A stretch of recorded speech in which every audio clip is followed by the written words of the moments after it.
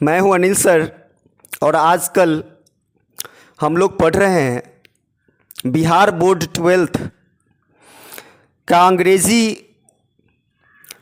का पहला chapter Indian civilisation and culture written by Mahatma Gandhi. तो पिछले वीडियो में जो पार्ट 1 वीडियो में अपलोड किया था उसमें हम उनके इंट्रोडक्शन के बारे में बात किए थे। यहाँ से ये चैप्टर शुरू होता है और चलिए शुरू करते हैं बिना समय लगाए। एक एक वर्ड पे जाऊंगा, एक एक सेंटेंस का एग्जैक्ट अर्थ बताऊंगा। तो चलिए शुरू करते हैं। पहले वर्ड बिलीव, विश्वास करना या यकीन करना। सिविलाइजेशन, सभ्यता, दैट का अर्थ यहां की है।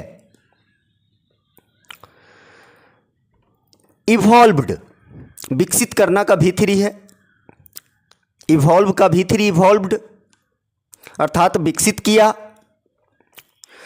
बीटन का अर्थ है यहां पराजित करना, यानी बीट का अर्थ पीटना भी होता है। जैसे आप क्रिकेट मैच देखते होंगे तो सुनते होंगे India beats Pakistan by 5 wickets. तो बीटन का अर्थ यहां है पराजित करना। इन द वर्ल्ड यानी विश्व में, दुनिया में। तो चलिए अब यहां से मीनिंग समझते हैं। गांधी जी कहते हैं आई बिलीव, मुझे यकीन है, मैं विश्वास करता हूं कि जो सभ्यता भारत विकसित कर लिया है, जो सभ्यता भारत विकसित कर लिया है, दुनिया में पराजित होने वाला नहीं है। जो सभ्यता भारत ने विकसित कर लिया है, दुनिया में पराजित होने वाला नहीं है। चलिए फिर आगे बढ़ते हैं। नथिंग, नथिंग का अर्थ कुछ नहीं। इक्वल, बराबरी करना। द सीड्स, सीड्स का अर्थ होता है बीज। और सॉन, बोया जाना। बाई, के द्वारा। आवर एंसेस्टर्स, हमारे पूर्वज यानी हमारे forefathers.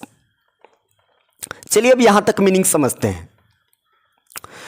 Nothing can equal the seeds sown by our ancestors, यानी हमारे पूर्वजों द्वारा बोए गए बीज की बराबरी कुछ नहीं कर सकता।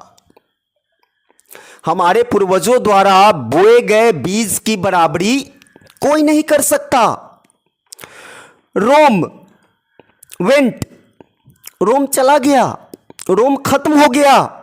यहां वेंट का अर्थ है खत्म होने के सेंस में चला जाना।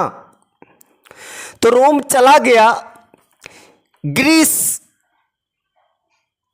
Greece shared the same fate, Greece share the same fate.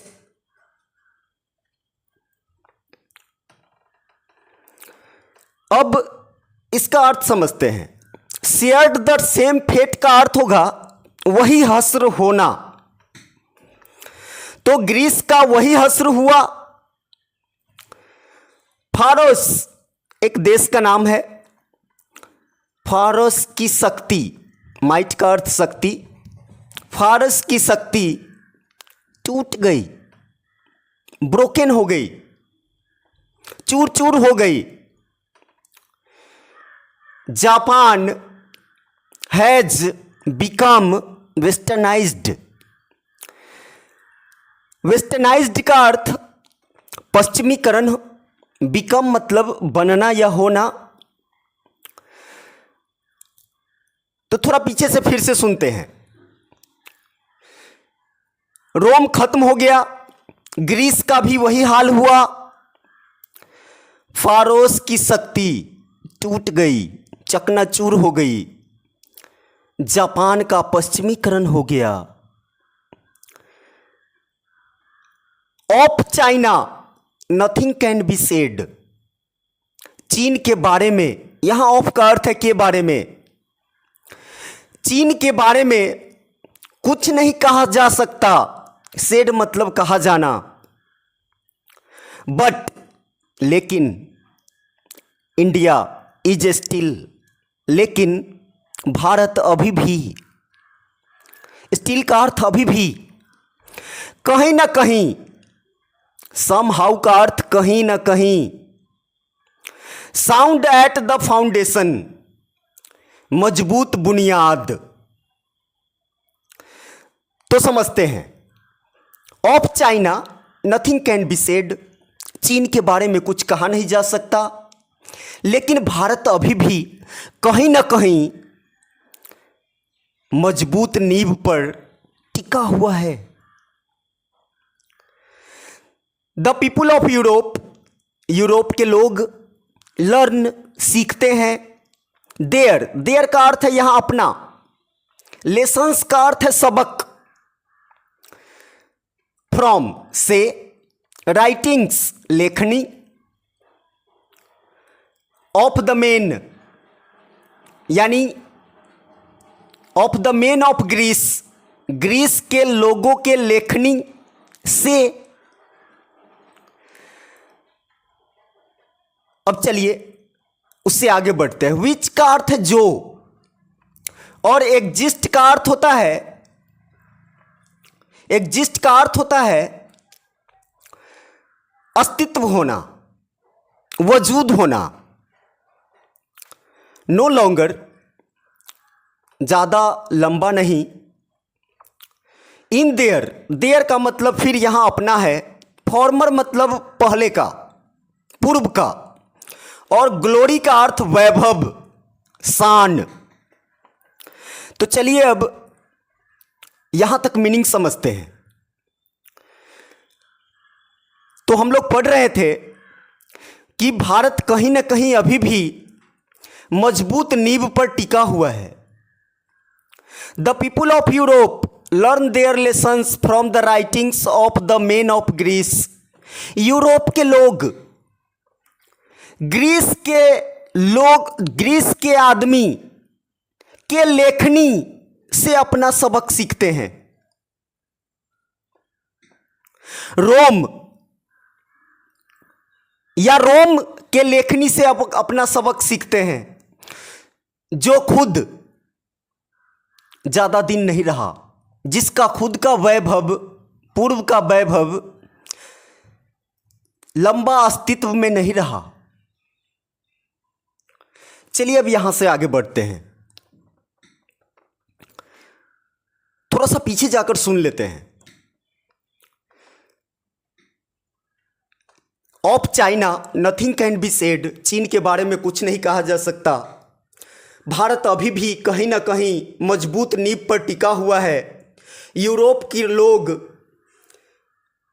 Greece या रोम के लोगों के लेखनी से अपना सबक सीखते हैं, जो खुद अपने पुराने वैभव में नहीं है। ग्लोरी का अर्थ है वैभव। अब यहां से आगे बढ़ते हैं। In trying to learn from them, trying मतलब कोशिश में, लर्न मतलब सीखना, फ्रॉम देम मतलब उनसे। तो उनसे सीखने की कोशिश में द यूरोपियंस इमेजिन, यूरोप वाले कल्पना करते हैं, दैट की they will avoid the mistakes of Greece and Rome. वे कल्पना करते हैं कि अवॉइड मतलब दूर रहना, परहेज करना, मिस्टेक्स मतलब गलतियां, इमेजिन मतलब कल्पना करना। तो वे कल्पना करते हैं कि रोम और ग्रीस का जो गलती है उससे हम दूर रहेंगे, उससे हम परहेज करेंगे, उससे हम अवॉइड करेंगे। किससे हम अवॉइड करेंगे? ग्रीस और रोम का जो गलती है उस गलती से हम दूरी बनाएंगे। Such is their pitiable condition, ऐसी तो उनकी दयनीय दशा है। In the midst of all this in the midst of एक फ्रेज है और इसका अर्थ होगा के बीच। तो इन सब के बीच, इन सब के बीच, रिमेन्स मतलब रहना, होना, इमूवेबल मतलब अडिग, एंड ग्लोरी का मतलब वैभव, जो हम पहले ही देख चुके हैं। तो चलिए मीनिंग समझते हैं। इन सब के बीच भारत अडिग है और यही इसकी वैभव है। It is a charge against India. Charge का मतलब यहां आरोप है, अगेंस्ट के खिलाफ, दैट का अर्थ की, अनसिविलाइज्ड असभ्य, इग्नोरेंट मूर्ख, अज्ञानी, स्टॉलिड उदासीन।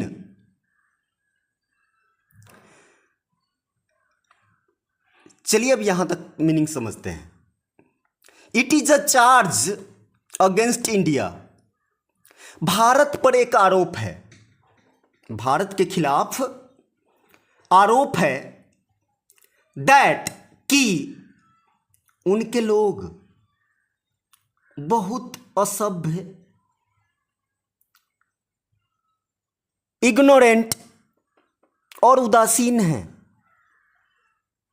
बहुत असभ्य हैं, इग्नोरेंट हैं और उदासीन हैं। यह भारत के लोगों पर आरोप है, पश्चिम वालों का, यूरोप वालों का। भारत पर आरोप है कि भारत के लोग बेवकूफ होते हैं, असभ्य होते हैं, उदासीन होते हैं। दैट इज नॉट पॉसिबल, कि संभव नहीं है, इंड्यूस मतलब प्रेरित करना, उकसाना, अडॉप्ट अपनाना, एनी चेंजेस कोई भी परिवर्तन। तो चलिए यहां से पढ़ते हैं। भारत के लोगों पर यह आरोप है कि वे असभ्य हैं, मूर्ख हैं, उदासीन हैं। इतने उदासीन हैं, इतने मूर्ख हैं कि संभव नहीं है उन्हें किसी परिवर्तन के लिए प्रेरित करना। इंड्यूस मतलब प्रेरित करना, देम मतलब उन्हें, अडॉप्ट मतलब अपनाना, एनी चेंजेस मतलब कोई भी परिवर्तन।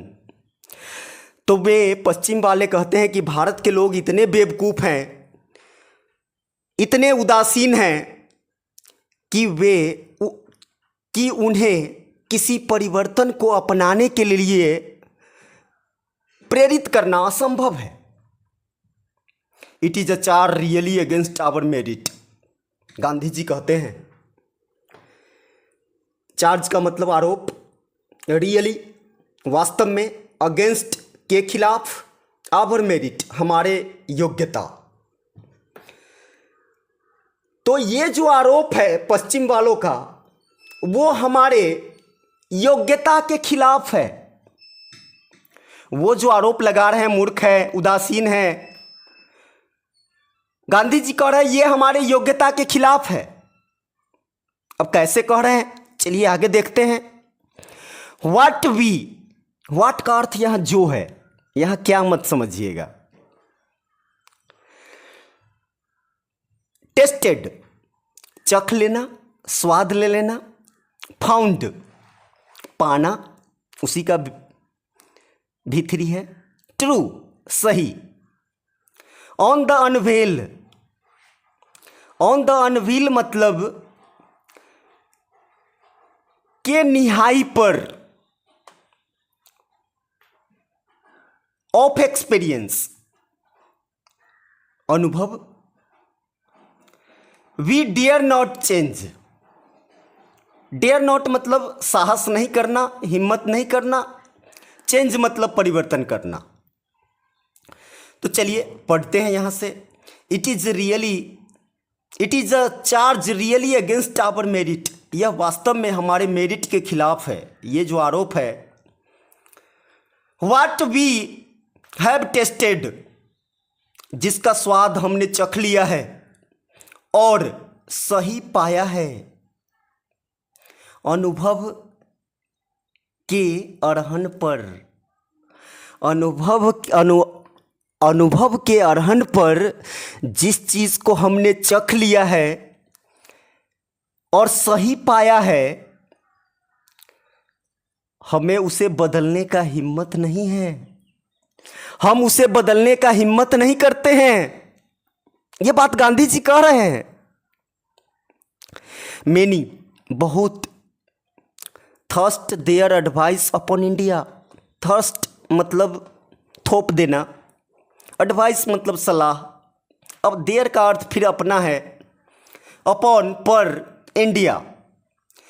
तो बहुत सारे ऐसे देश हैं जो अपना एडवाइस, अपना सलाह भारत पर थोपते हैं। एंड शी रिमेन्स स्टडी, और वह सतत चलती आ रही है, सतत चलती है। स्टडी का अर्थ सतत, रिमेन्स मतलब होना, वो सतत है।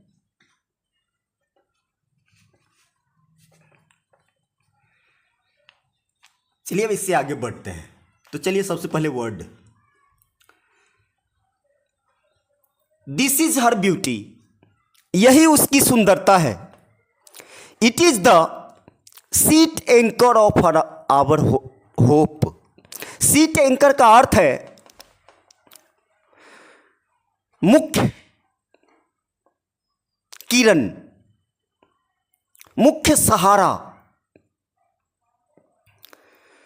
तो भारत जो नहीं बदला है, भारत की सभ्यता जो नहीं बदली है, वो टिका हुआ है, यही इसकी सुंदरता है। It is the sheet anchor of our hope, और यही हमारे उम्मीद का मुख्य सहारा है। इस वीडियो में इतना ही। फिर 2 पैराग्राफ तक हम लोग पढ़ चुके हैं। तीसरा पैराग्राफ से अगले वीडियो में मिलते हैं। बाय।